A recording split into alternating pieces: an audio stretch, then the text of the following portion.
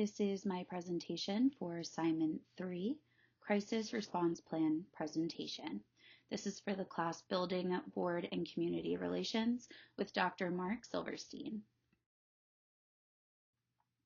Hello everyone, thank you for being here today. My name is Caitlin Greenwood and I'm honored to lead this critical training session on Crisis Response Plan, preparing for emergency situations. Emergencies can arise at any time and in many forms.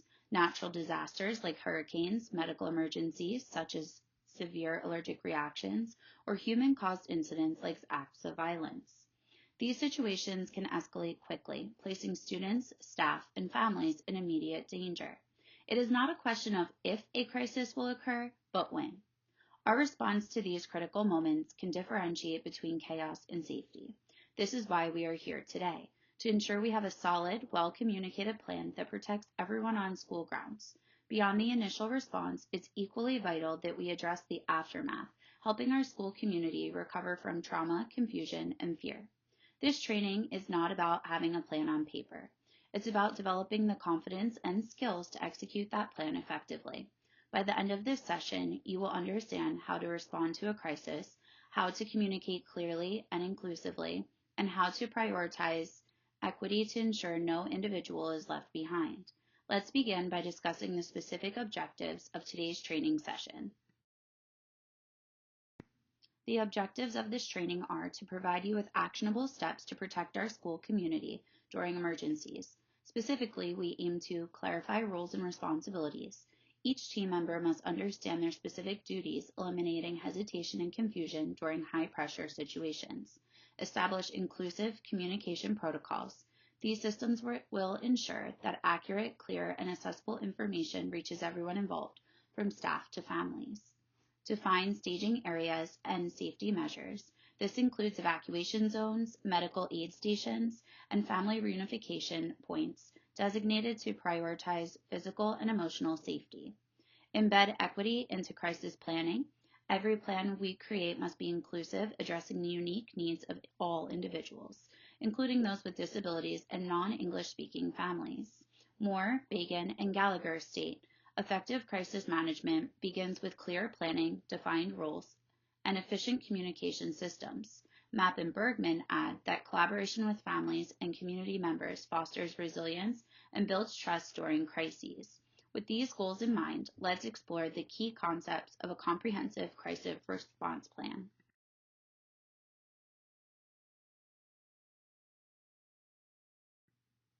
Before we get too far into our training, I'm curious to know what you are already familiar with our current school crisis response plan. Please turn to the person next to you and share what you know about our current school crisis response plan.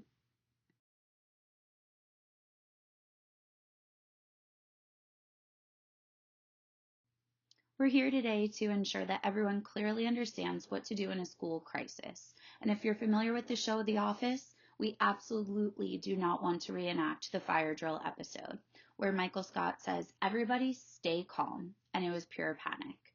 Today we're going to learn how to implement our school crisis plan to ensure that everyone feels comfortable and safe. A successful crisis response plan has 5 critical components. These form the foundation of our emergency response and recovery efforts. Personnel and responsibilities.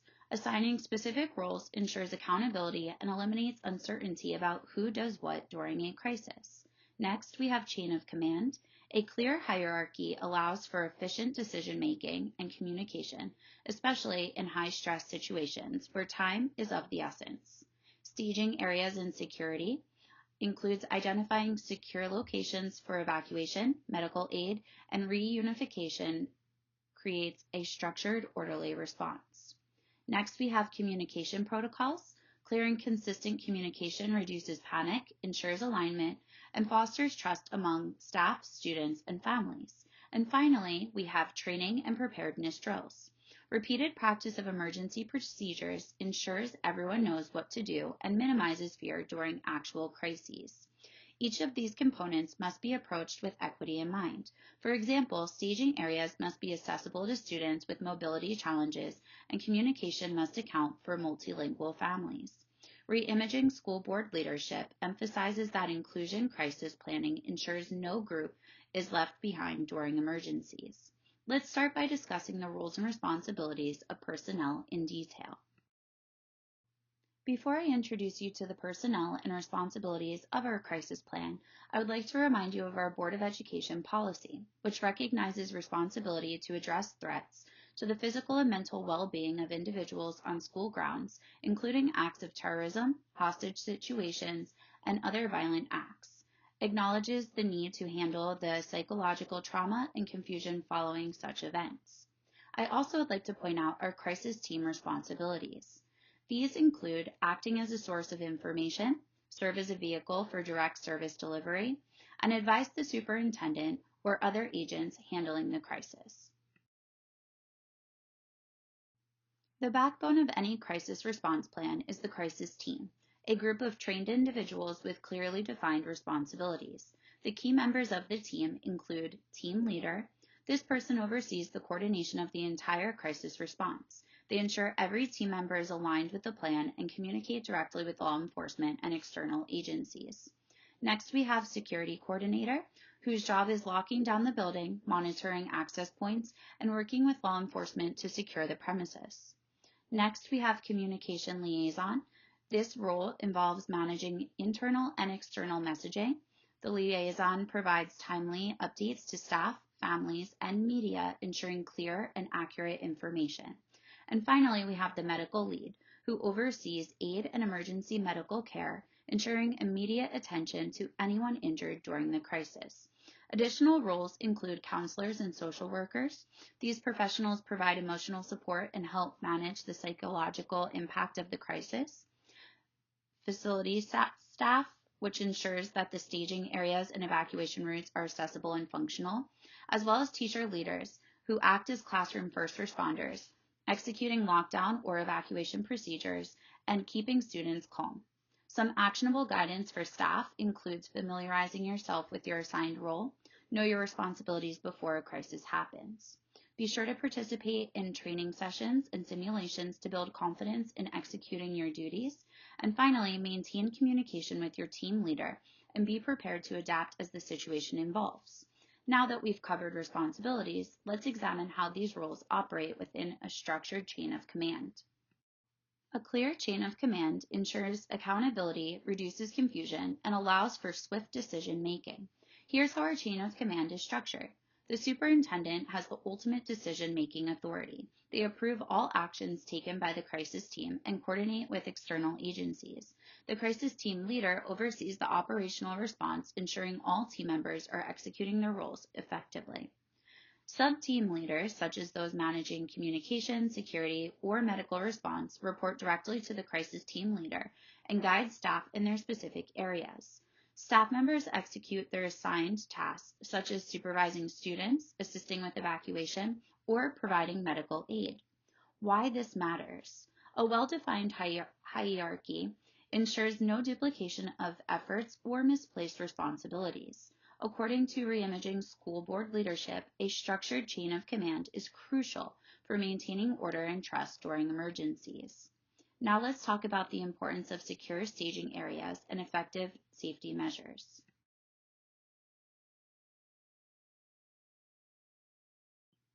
Staging areas are designated safe zones that help maintain order during a crisis. These include evacuation zones. These must be far enough from the building to avoid potential threats and accessible to all individuals, including those with disabilities. Medical aid stations, staffed with trained personnel and equipped with first aid supplies to address injuries. Reunification points, secure locations where families can reunite with students in an organized manner. Key security measures. Conduct annual security reviews with law enforcement and emergency services to identify vulnerabilities. Ensure all exterior doors are locked during emergencies and monitor access points. Equip classrooms and hallways with emergency kits, including medical supplies, flashlights, and communication tools. Equity considerations. Provide multilingual signage and instructions in staging areas. Ensure that the evacuation routes accommodate individuals with mobility challenges. Now that we've discussed physical safety, let's focus on communication protocols. Effective communication is the backbone of any crisis response. During emergencies, it's essential to prioritize clarity and accessibility to ensure everyone understands what is happening and what steps to take. For internal communication, staff should rely on secure messaging platforms to receive updates and to follow the established chain of command to maintain order and reduce confusion. For external communication, timely updates via email, text, and social media are critical. Messages should be translated for non-English speaking families to ensure inclusivity and accessibility. Transparency builds trust. Sharing timely and accurate information helps to reduce panic and reinforces confidence in our response efforts. However, it's equally important to avoid sharing unverified information, as this can lead to unnecessary fear or misinformation. By following these practices, we can ensure communication remains a source of strength during crises. Family engagement is a cornerstone of effective crisis planning. As Mapp and Bergman emphasize, involving families in planning fosters trust and strengthens our overall response. Inclusive planning means inviting families to actively participate in discussions about crisis procedures. This ensures their voices are heard and their diverse needs are reflected. It's essential to address cultural and linguistic diversity in all planning materials so that every family feels included and informed. Collaboration doesn't stop with families. Partnering with local community organizations provides access to additional resources and expertise that can enhance our crisis response. By embracing inclusive practices and collaboration, we create a more resilient and united school community that is better prepared to face emergencies together. Training is critical in ensuring staff, students, and families know what to do during an emergency. Here's some guidance for staff. Take drills seriously and treat them as real scenarios. Use them as opportunities to identify gaps in the plan and provide feedback to improve procedures after each drill. Our drills include fire drills, lockdowns, evacuations, active shooter drills, room clear drills, and shelter in place. Here's a quick overview for a few of those drills. For an active shooter lockdown, our procedure includes locking all doors, turn off the lights, and move students away from windows and doors to secure an area out of sight. Remain quiet, take attendance, and do not respond to alarms or announcements unless directed by law enforcement or school administrators. An evacuation drill includes evacuating the building to the nearest exit and proceeding to Site A, which is Gian Giulio Field. Take attendance, keep students organized, and notify the principal if anyone is missing. During a lockdown drill, please lock all doors, keep students in the classrooms, and cease all transitions or instruction. Students may work independently, and external doors are locked and monitored. During a shelter in place, students and staff remain in classrooms with all doors locked. No movement between rooms is permitted, and no instruction is conducted during this time. Please be aware that there can also be a shelter-in-place drill with instruction, in which students will still remain in the classrooms with all the doors locked. However, teachers will be able to continue their instruction. We also have a room clear. The procedure for a room clear involves students will evacuate their current location and report to a designated room. The Reimaging School Board leadership emphasizes case studies help illustrate the importance of preparation in crisis response. So today we're going to take a look at a scenario together. A school receives an anonymous threat of violence via social media. The threat includes vague details about potential harm on campus. Upon notification, the school principal activates the crisis response plan, initiating a lockdown to ensure the safety of students, staff, and visitors.